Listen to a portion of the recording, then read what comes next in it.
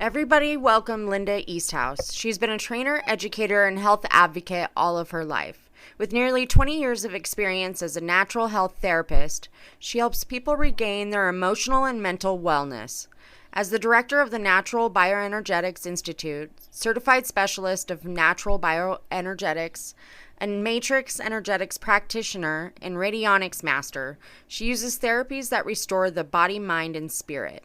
Linda founded Easthouse Natural Health and has been helping clients online globally. She also has a master's degree with many years of apprenticeship in the healing arts. Linda loves to journey with women as they create a new road to health and happiness. Everybody welcome Linda. Well, hello, Linda. This is Linda Easthouse, everybody. Welcome to the 2021 I Am a Survivor Summit. And we have Linda here today. She is a women's emotional health expert, and she's going to tell you some of her story. Go ahead, Linda. Great, thank you. It's a pleasure to be here today, and I'm really looking forward to this. Very exciting. I love the concept of this summit. I went through a complete and total burnout, crash and burn, big time, in 2002, 3, 4, that whole time through there. But that was a long time building. I grew up in a home that was very emotionally fraught. My father was most of the time alcoholic, most of the time rageaholic. We spent most of my childhood walking around on eggshells trying to avoid letting him blow up and staying out of the way and staying unheard and unseen, because then you didn't get yelled at. We were very happy when he went to work. For many years, I didn't talk about my family of origin, and everything was, normal, but we all know normal isn't really normal. There's no such thing as normal. And so I learned a lot of very dysfunctional habits, and I learned to ignore my feelings. I learned to not say what I shouldn't say. I learned to be somebody I wasn't in order to stay out of trouble. And there was never any physical abuse. It was all emotional and verbal. And yet, from what I can see, in some ways that's almost harder to deal with because you can't see it. But the scars are just as deep and just as hard. And I didn't even realize it was trauma until I started working through all of the burnout issues and working with a coach and working with a counselor and recognizing what caused that burnout and the years and years and years of bottling everything up and basically people pleasing and doing what I was supposed to do because that was the right thing. And as I started to unravel all of those strands, the magnitude of damage from my home environment and from school to a certain extent as well. Just as a little aside, I'm dyslexic, a few other things, which meant school was always a challenge. And so there was a level there where I had to be what school wanted to be, even if I wasn't. And so there was a lot of, put on the right face, do the right thing, ignore what's really going on, don't make noise, don't make waves, don't tell anybody you have a problem. And that all kind of came out too. So on top of the emotional climate at home with school facing those issues and basically being ignored my whole life, the burnout was very extreme because I had no positive patterns to fall back onto. I didn't know what a normal response was supposed to be. And one of the things that really the counselor pointed out to me at one point was, I had told him that when my husband and I first got married, by the way, we're celebrating 40 years this year. He's one of those gems that you want to keep. But when we first got married, things would happen and he'd go, well, how are you feeling about that? I go, what do you mean? How am I feeling? It just happened, whatever it is. And he'd say, well, don't you feel this or feel that? I go, well, no, how should I feel about this? And having to ask someone how I should feel about something was a really big red flag to the counselor. And to me, it was just perfectly normal because, well, you could only feel what people would allow you to feel. And so working through all of that kind of stuff really brought me to the point where I'm a very different person today. And I'm grateful to not only have survived all of that, but feel like I've thrived in it now and am able to share the skills and the processes that women need to go through to prevent that from happening and to heal from the damage that those kinds of things create. So that's just a Awesome. little bit about my story. Awesome. Well, thank you for sharing your story, Linda. I appreciate that. And I'm just going to ask you a couple questions here. Okay, so Linda, can you tell us what bioenergetics is and the role it plays in emotional well-being? Absolutely. And it's a relatively new term for most people. Mm-hmm. And it's a term that talks about the flow and entry of energy into your system, so into your environment and your physical body, and its interaction with the other beings around you. And so it's about how energy flows into, through, out to the others and back to you. So the bioenergetics is biologically, how is the energy moving through your environment into you and out of you in an appropriate way. So it's your interaction with those around you in a way that allows your energy to maintain center and balance and calm. So bioenergetics is becoming much more known than it was. And a lot of people are using it for certain aspects of energy medicine, which is how I use it as well. It's a very broad term that covers all of these sort of energy healing, energy medicine, energy counseling kinds of topics, in that it's dealing with how energy comes into your system, processes through your system, and is sent out from your system to others, and then the cycle continues. And is there a difference between natural bioenergetics and the other types of bioenergetics, and what are they?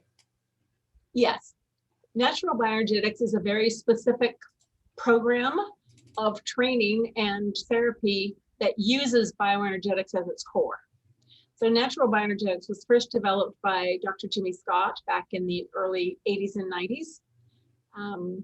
It was then called health kinesiology, but because it doesn't really explain what we do, it doesn't really convey properly the name, and kinesiology, people think, oh, it's about, muscles and joints and movement. Well, it's not. And so about 5 years ago, maybe 6 years ago now, he changed the name to natural bioenergetics to take advantage of the understanding of what bioenergetics is, which is much more like what we do. And so natural bioenergetics is a very specific program that we use to help people in energy medicine, in therapy. And I'm also an instructor in it now. I'm the lead teacher for North America in natural bioenergetics. So I train new practitioners in that as well. Awesome. Linda, you help women gain control over their stress. How does a woman overcome stress, and what are some techniques a woman could use to maintain their stress levels at a normal range? That's a really good question, because I bill myself, and people call me a stress expert. And we always talk about managing our stress. However, I don't believe in managing stress. If you're managing stress, you're holding on to it, you're doing something with it, you're still using it, you still have it. My goal is that you will let go of that stress and allow it to simply flow out and dissipate and no longer stress you. So our goal is to change your interaction with stressful environments, concepts, thoughts, beliefs, whatever they are, so that you no longer set off the fight or flight. Now, fight or flight is only part of it, because it's actually fight, flight, freeze, and fawn. Those are the 4 standard stress reactions that we have. And as long as you are reacting that way to things, you are stuck in stress and you'll never manage it. What we want to do are turn off the buttons so that you can be in the same environment and not set off your stress response, not set off the adrenaline, not set off the fight or flight. So we have a lot of techniques that come out of traditional Chinese medicine originally, as well as a bunch that come out of quantum physics processes, where we can actually change the way that process goes on in the body, and it doesn't set off the fight or flight anymore. So we use a number of different techniques to turn off the buttons. And if you don't have a button, nobody can push it, and then you don't go into fight or flight. So for women, what we really want to do is uncover, why do you have a button? What do you need to do to get rid of that button? And then what's an appropriate response to that stress when you're in it? And that's what we teach people in our coaching program, and that's what we do in our one-on-one sessions with people. Well, that sounds amazing. I love that. It really is amazing.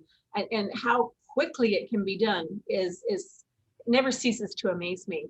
And I think it's because we use the meridian system.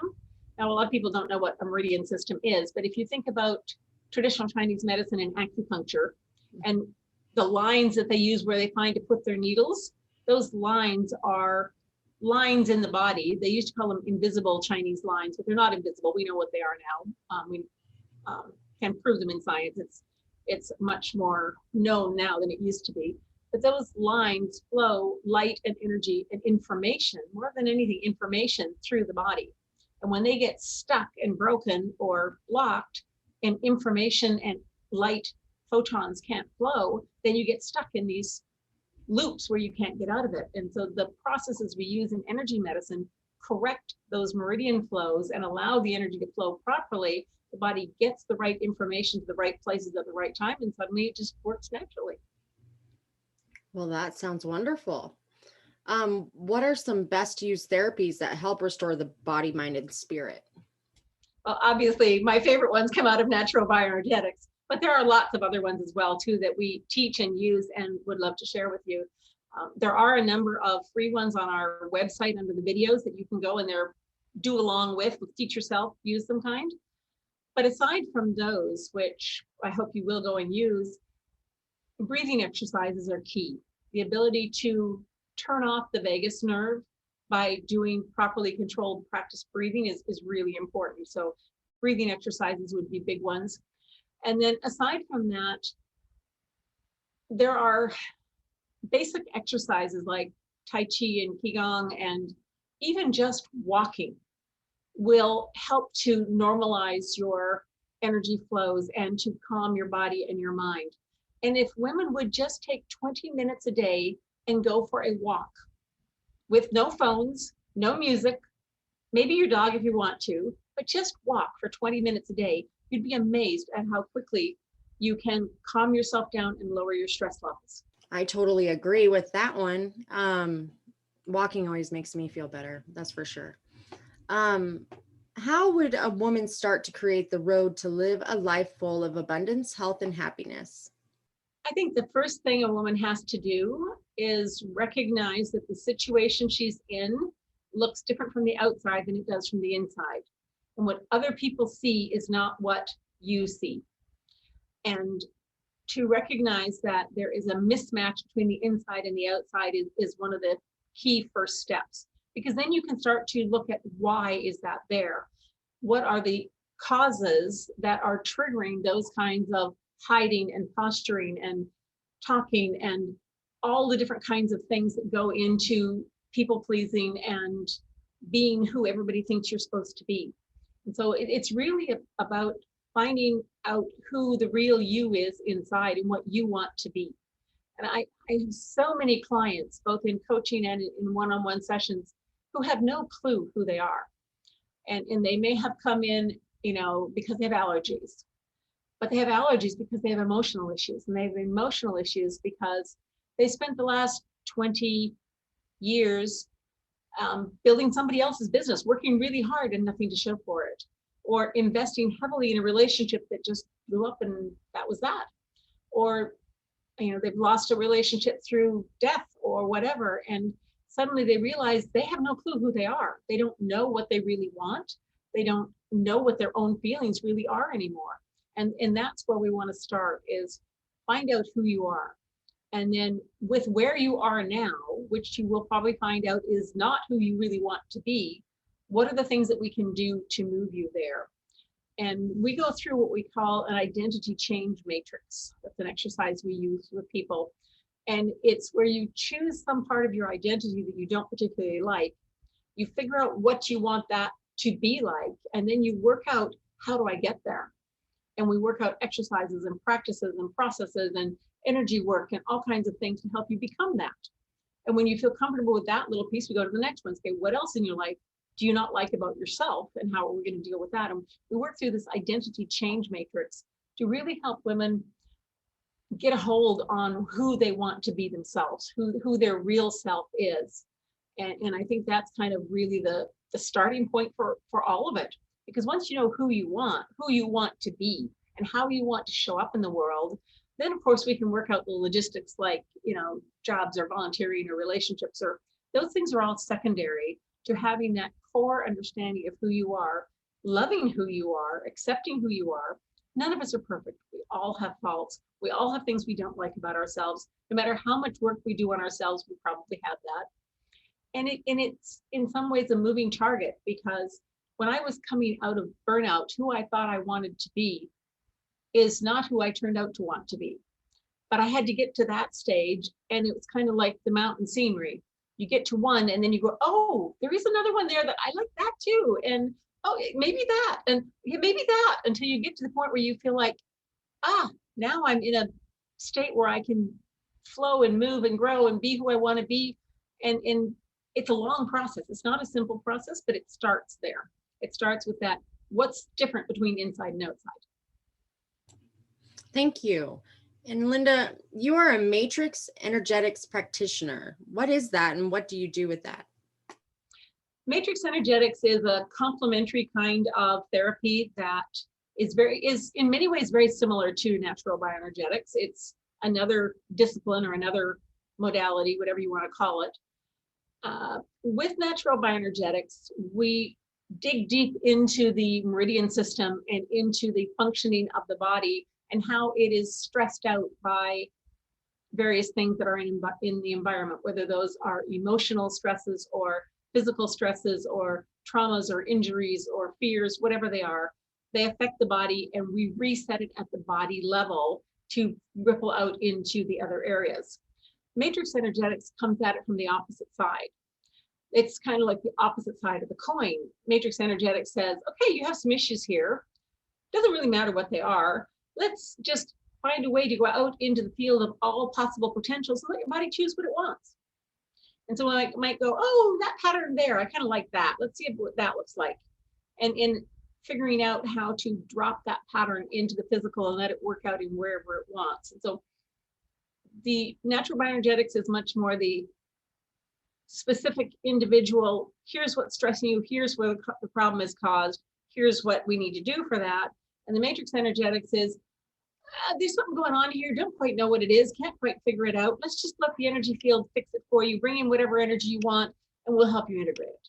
And so it gives us both sides of the pattern to really move people forward much more quickly, because so much of the really deep subconscious stuff that we can't actually think about, we can address with the matrix energetics. And so it just creates a lovely sort of play back and forth between the two different disciplines to be able to help people get past their blocks and fears much more quickly. That's amazing. And Linda, I just wanted you to know that when I was searching for experts for this summit, you were recommended more than once. Thank you. Yeah. I appreciate that. Yeah. Thank you to whoever recommended me. Yeah. I spent a lot of years doing this. I do have a book out there that everybody can look up and get whenever they want. We have a new book coming out soon, within the next 3 or 4 months. But yeah, there's just so much out there that, either you do it all in your head. There's all this, mind coaching and mental toughness and, mindset work. But it's all in your head. It's all conscious. But most of our behaviors that we don't like, most of the things that get us in trouble aren't at the conscious level. They're the subconscious level. They're the things where your gut drives you. And how many of you have had the experience where you knew you had a tough meeting coming up, whether it was with a family member or a business or a friend or whatever, and so you spend a lot of time before and you think through, okay, this is what I need to say, here's how I want to keep my emotions, this is how I want to be.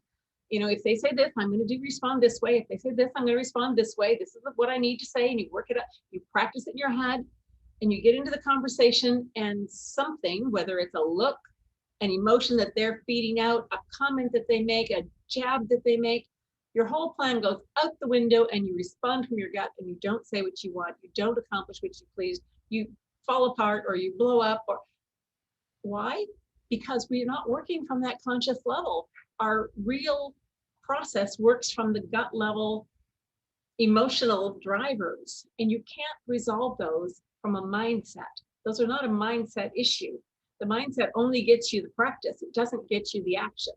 And so we want to work from the level of, let's identify those gut level drivers, those emotional drivers, those ingrained patterns that happen because something happened to you when you were 2 years old that you don't even remember, but it's still driving your behavior. So let's change those at an energetic level, and then the mindset stuff will work. That's very interesting. Never heard of that before. Thank you for sharing that.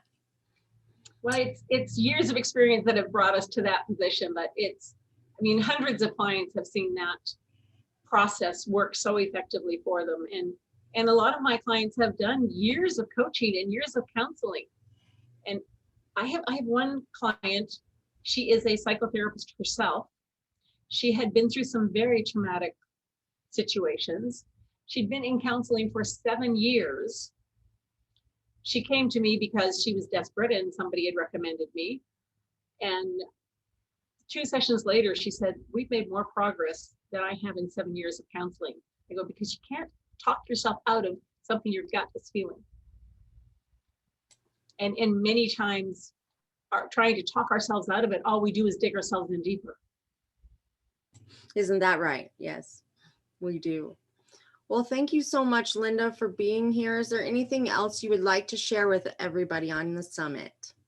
We have a coaching program for women only, primarily for those who are facing major life transitions. So maybe you lost your job thanks to COVID or whatever, or downsizing. Maybe you've lost a relationship for whatever reason. Maybe your kids have left home and you're in an empty nest and you're stuck at home in a lockdown and just really struggling with that. Or maybe you've just finally come to a point in your life through burnout or realization that you are not happy where you are and you need to change your life. So whether you're 30 or 75, I don't really care. The process is the same.